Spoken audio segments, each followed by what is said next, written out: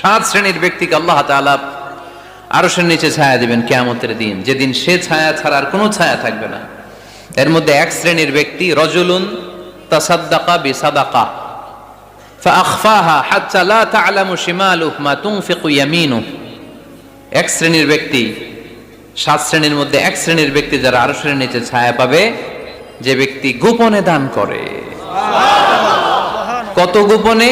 ডান হাত কি দিছে, বাম হাত টের পায় নাই। তার মানে অনেক গোপনে দান করেছে।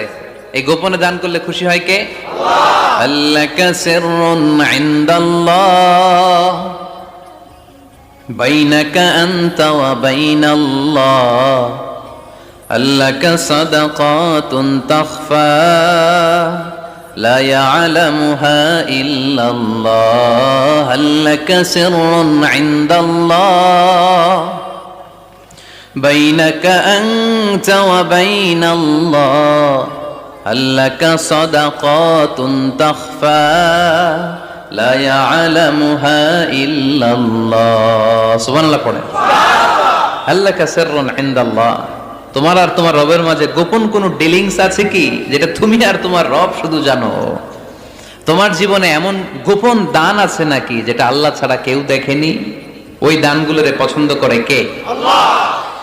যারা দুনিয়ার বুকে সচ্ছল এবং অসচ্ছল অবস্থায় দান করে, কিয়ামতের দিন আমল নামা দেখে তারা অবাক হয়ে যাবে, বলবে আল্লাহ এত ভালো কাজ আমি দুনিয়ায় করি নাই, হয়তো এটা আমার আমল নামা নয়, ফেরেশতারা ভুল করে অন্যের আমল নামা আমাকে দিয়ে দিয়েছে।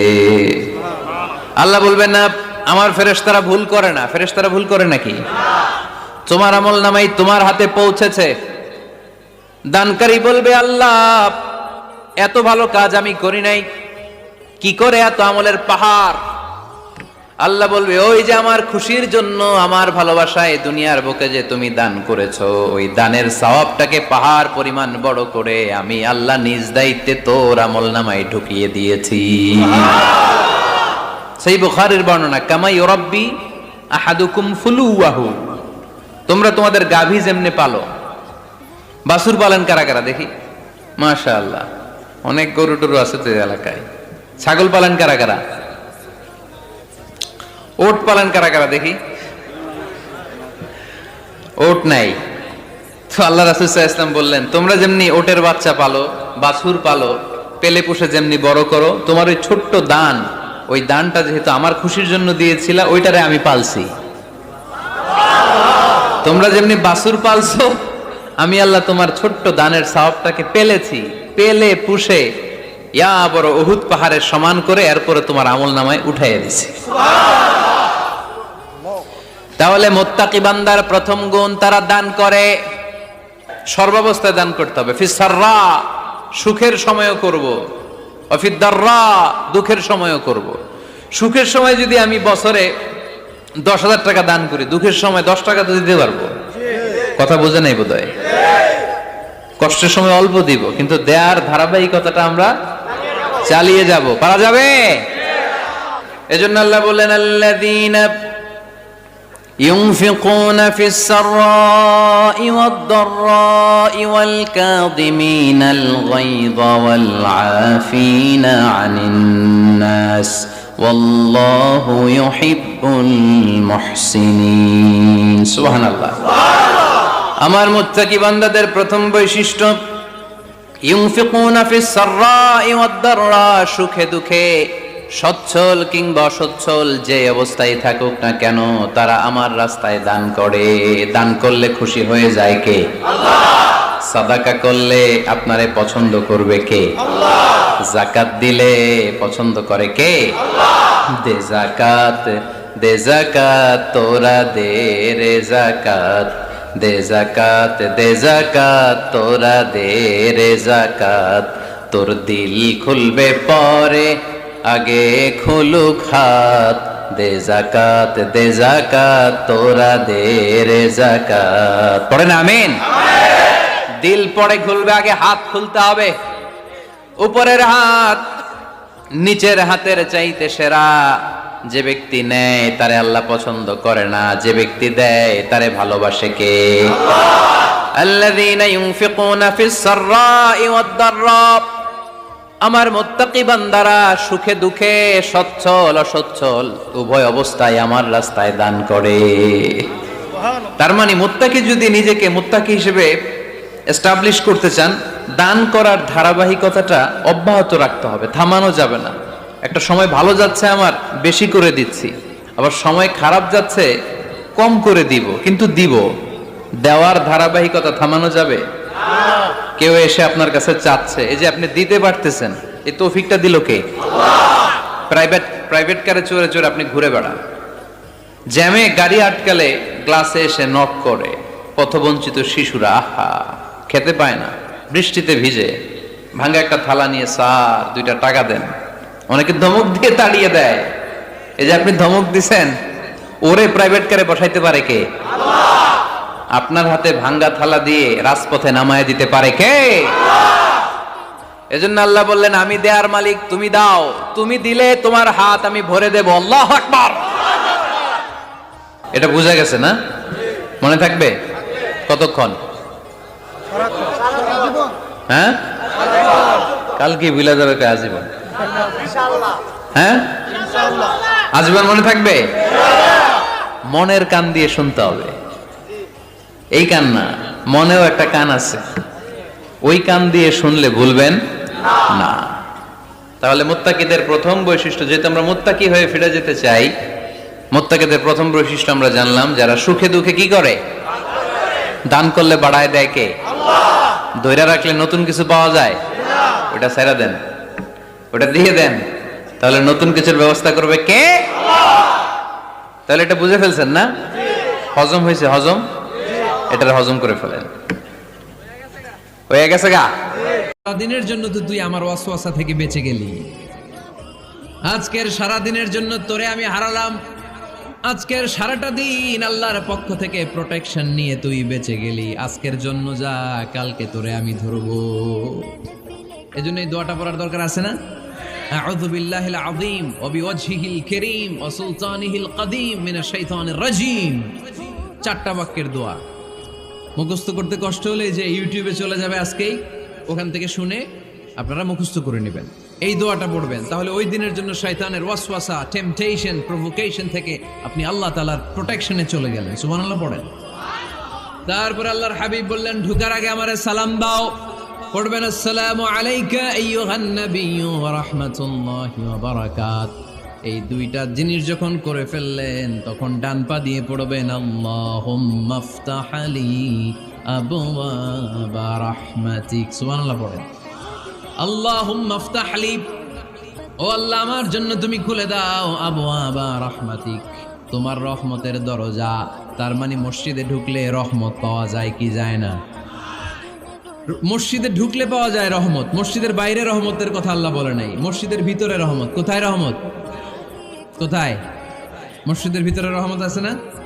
তার প্রমাণ, মসজিদে ঢুকলেই শান্তি লাগে কেমন জানি, আর ঘুমে ধরে। মসজিদে ঘুমাইছেন কারা কারা দেখি? সবাই ঘুমাইছেন? আরে আমি কত ঘুমাইছি।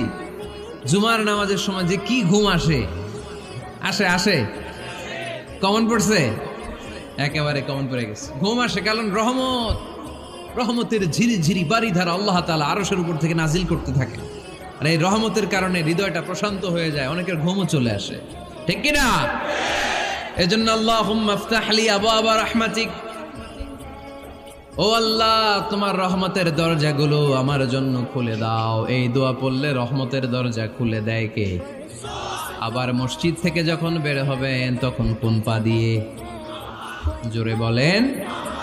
বাম পা দিয়ে কি পড়বেন? আল্লাহুম্মা ইন্নী আসআলুকা মিন ফাদলিক, ও আল্লাহ তোমার কাছে আমি তোমার পক্ষ থেকে ফদল চাই, মানে রিজিক চাই, রিজিক দেওয়ার মালিক কে?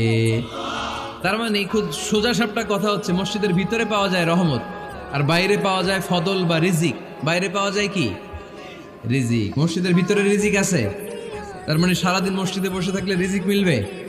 নামাজের সময় নামাজ পড়তে হবে, কাজের সময় কাজ করতে হবে, এটাই হচ্ছে ইসলামের বিধান। নামাজের সময় নামাজ, কাজের সময়, আমি প্রশ্ন করবো আওয়াজ করে উত্তর দেন, নামাজের সময়, কাজের সময়, নামাজের সময়, কাজের সময়, এটা মনে থাকবে। এজন্য আল্লাহ বললেন ফাইদা কুদিয়াতিস সালাতু ফান্তাশিরু ফিল আরদি ওয়াবতাগু মিন ফাদলিল্লাহ। যখন তোমাদের সালাত শেষ হয়ে যায়, আল্লাহর রিজিক অন্বেষণের জন্য আল্লাহর জমিনে তোমরা ছড়িয়ে যাও। নামাজের সময় আসবেন, নামাজ শেষ বের হয়ে যান। ফান্তাশিরু ফিল আরদ, জমিনে ছড়িয়ে পড়ো। নামাজ শেষ, চেয়ারম্যান সাহেব চলে যাবে ইউনিয়ন পরিষদের ভেতরে, ছাত্ররা চলে যাবে হাই স্কুলে, মেম্বার অফ দ্য পার্লামেন্ট চলে যাবে সংসদে, সেনাবাহিনীর লোকেরা চলে যাবে ক্যান্টনমেন্টে, ব্যবসায়ীরা চলে যাবে তাদের বাজারে, সিএনজি ওয়ালারা সিএনজি নিয়ে ব্যবসা শুরু করবে, রাস্তায় নেমে যাবে, চিল্লায় বলেন ঠিক কিনা? এটাই ইসলামের বিধান। নামাজের সময় নামাজ, কাজের সময়। আচ্ছা, তাহলে প্রথম সুন্নাত পেলাম, পবিত্র হয়ে ঢুকবো, ভালো জামা পরে ঢুকবো 2 নাম্বার। 3 নাম্বার, ঢোকার সময় কোন পা, বের হওয়ার সময়। 4 নাম্বার, মসজিদে ঢুকেই 2 রাকাত। মসজিদে ঢুকে কয় রাকাত পড়েন আপনারা? তাহিয়াতুল মসজিদ, মসজিদে আপনি ওয়েলকাম জানাবেন, ঢুকেই 2 রাকাত পড়বেন, ওযু করলেই 2 রাকাত। আল্লাহর হাবিব সাল্লাল্লাহু আলাইহি ওয়াসাল্লাম মসজিদে নববীতে জুমার খুতবা দিচ্ছেন।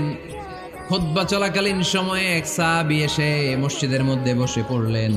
আল্লাহর হাবিব সাল্লাল্লাহু আলাইহি ওয়াসাল্লাম সাহাবীরে বললেন দাঁড়াও। সাহাবী দাঁড়ালেন। আল্লাহর নবী জিজ্ঞেস করলেন কেন বসে বললা, 2 রাকাত পড়ছো নাকি? সাহাবী বলে পড়ি নাই। বিশ্বনবী বললেন তাহলে তাড়াতাড়ি 2 রাকাত নামাজ পড়ে বসে যাও। সুবহানাল্লাহ, পড়ো। 2 রাকাত পড়ো নাই তো পড়ো, দাঁড়াও, তারপরে বসো। দেখেন খুতবা চলাকালীন সময়ে আমাদের খতিবরা কখনো খুতবা থামায়? কথা বুঝেন নাই?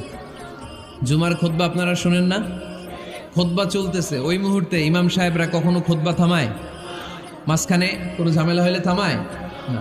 প্রথম খুতবা শেষ, বসে, তারপরে দ্বিতীয় খুতবা। খুতবার মাঝখানে কোনো থামাথামি নাই। কিন্তু আল্লাহর হাবিব সাল্লাল্লাহু আলাইহি সাল্লাম কেমন খতিব ছিলেন দেখেন।